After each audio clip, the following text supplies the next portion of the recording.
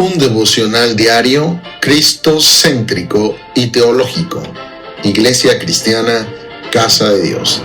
Pastor y Doctor Israel Ibarra.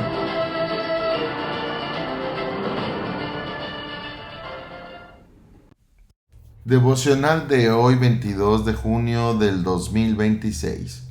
El texto de hoy es Juan 17, 14 al 17. Versión Reina Valera 1960.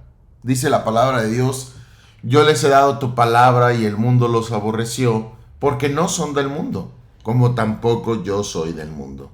No ruego que los quites del mundo, sino que los guardes del mal. No son del mundo, como tampoco yo soy del mundo. Santifícalos en tu verdad, tu palabra es verdad. Esta es la introducción. El Salvador está a punto de dirigirse al Calvario. La sombra de la cruz ya se cierne sobre él, y sin embargo su preocupación principal no es él mismo, sino sus discípulos.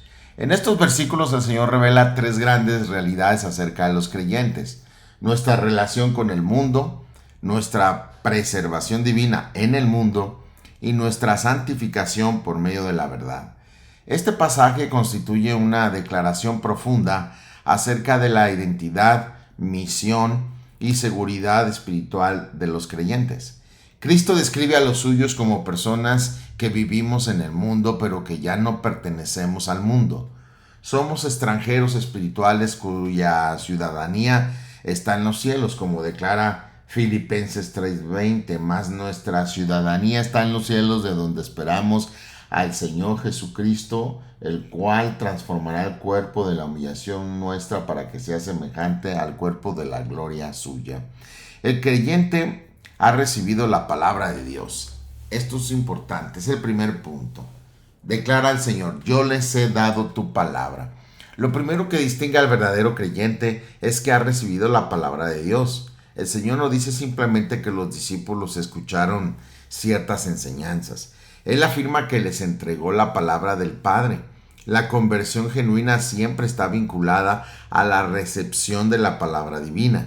Pedro escribió en 1 de Pedro 1:23, siendo renacidos no de simiente corruptible, sino de incorruptible, por la palabra de Dios que vive y permanece para siempre.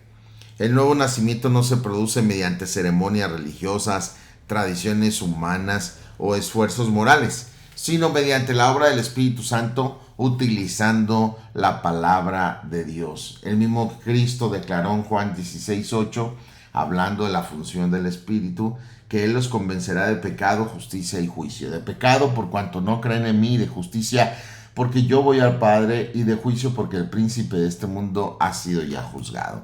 Romanos 10:17 declara: la fe viene por el oír, y el oír por la palabra de Dios. Así que la palabra de Dios produce convicción de pecado, fe salvadora, crecimiento espiritual y dirección para la vida, discernimiento doctrinal. Los discípulos habían recibido la revelación del Padre en la persona de Cristo y en sus enseñanzas. Del mismo modo, la iglesia actual debe permanecer firmemente arraigada en las Escrituras. La iglesia que abandona la palabra de Dios inevitablemente pierde su pureza doctrinal y su poder espiritual. Se pierde, se extravía. Mateo 4:4 declara: no solo de pan vivirá el hombre, sino de la palabra que sale de la boca del Señor. Jeremías 15:16 declara: fueron encontradas tus palabras y yo las comí.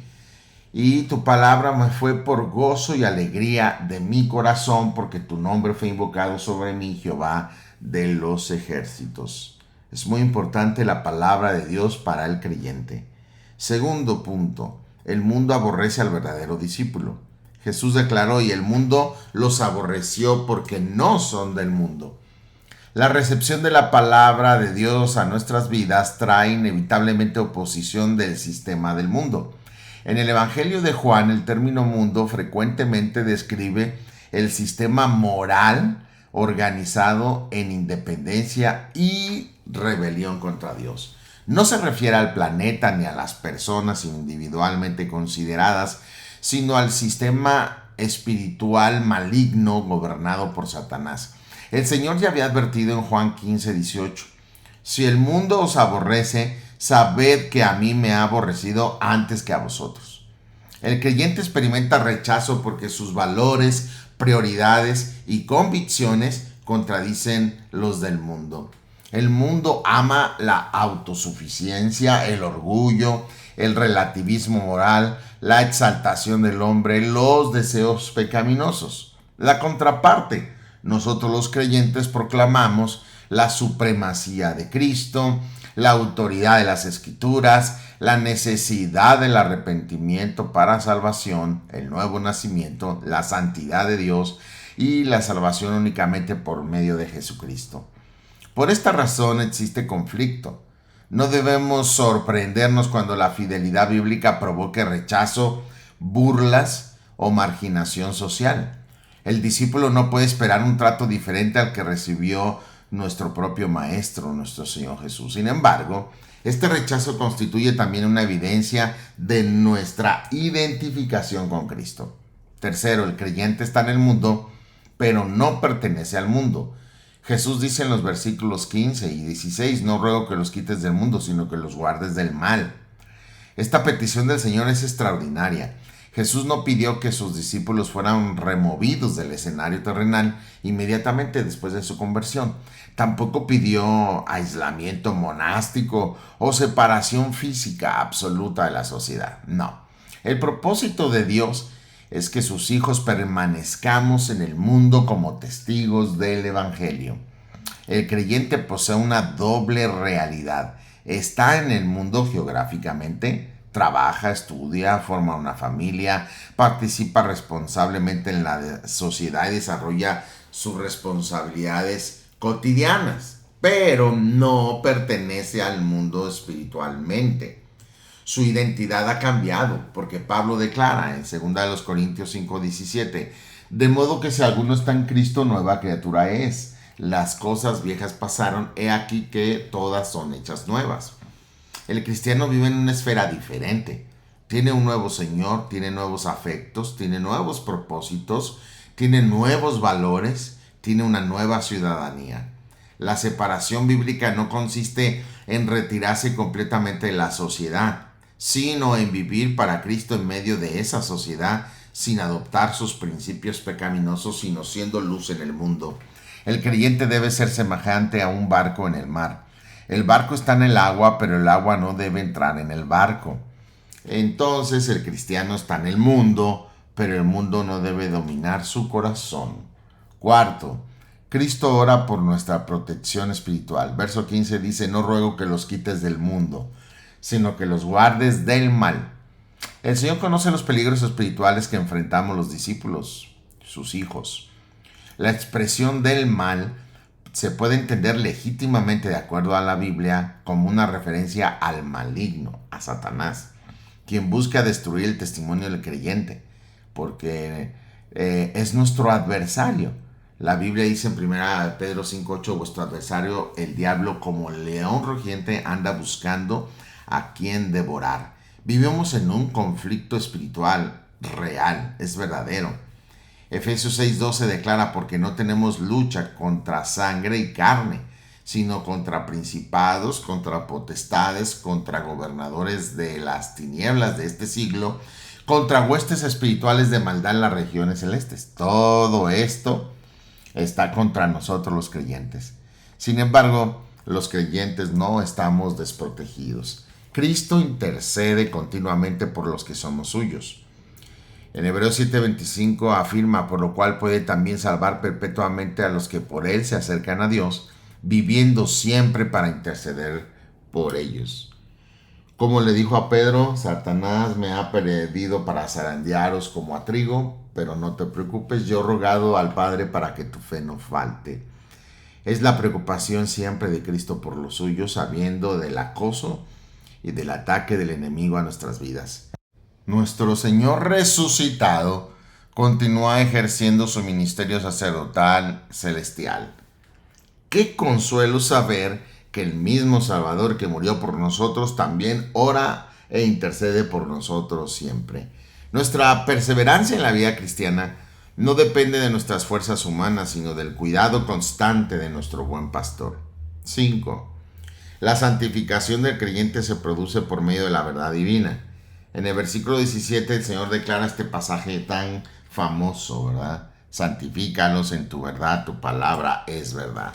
Aquí encontramos una de las declaraciones más importantes acerca de la santificación. Pregunta, ¿qué significa santificar?